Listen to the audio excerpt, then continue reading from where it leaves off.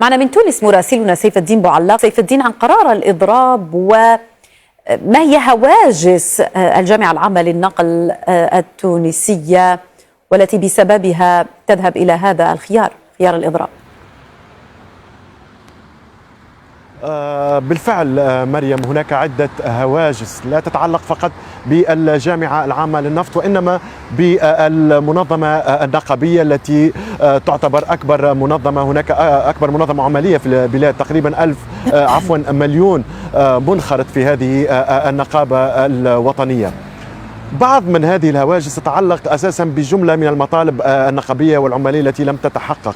هذه نقطة، لكن النقطة الأهم هي المخاوف من التفويت في عدد من المؤسسات العمومية كما تقول الجامعة العامة للنفط وكما قالت أيضا الجامعة العامة للنقل، وكما تقول قيادات المكتب التنفيذي للاتحاد العام التونسي للشغل.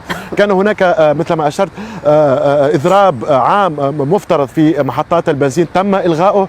الآن هناك ربما مساحة زمنية كبيرة إلى حدود 25 من يناير المقبل، وبالتالي قد تكون هناك مفاوضات، ولكن المخاوف الكبرى من الاتفاق مع صندوق النقد الدولي الذي تم تأجيله إلى حد الآن، ولا يوجد موعد محدد بين الاجتماع بين الحكومة التونسية وصندوق النقد الدولي، ولكن هناك مخاوف من المنظمة الشغيلة من التفويت. هي إلى حد الآن تقول إنها لا تملك معلومات واضحة وموقف واضح من الحكومة. هل سيتم التفويت بشكل كامل في بعض المؤسسات العمومية والشركات العامة، أو سيتم خصخصتها أو إشراك بعض رجال الأعمال في شراكة مع هذه المؤسسات؟ تقول النقابات إنها لا تمتلك أي معلومات، وبالتالي هناك مخاوف حقيقية على استهداف وضرب القطاع العام بشكل من الأشكال واستجابة لمطالب صندوق النقد الدولي. يوم أمس مثلا رئيس الجمهورية في لقائه برئيسة الحكومة يقول إنه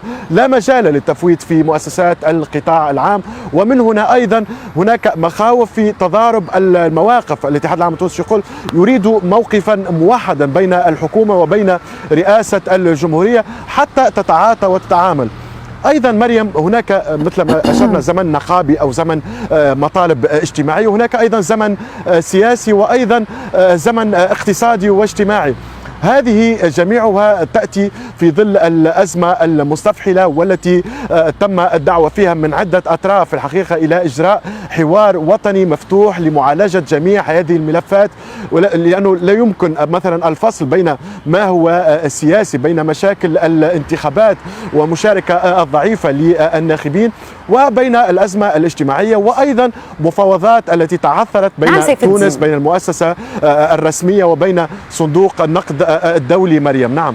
شكرا جزيلا لك سيف الدين بوعلاق مراسلنا من تونس العاصمة.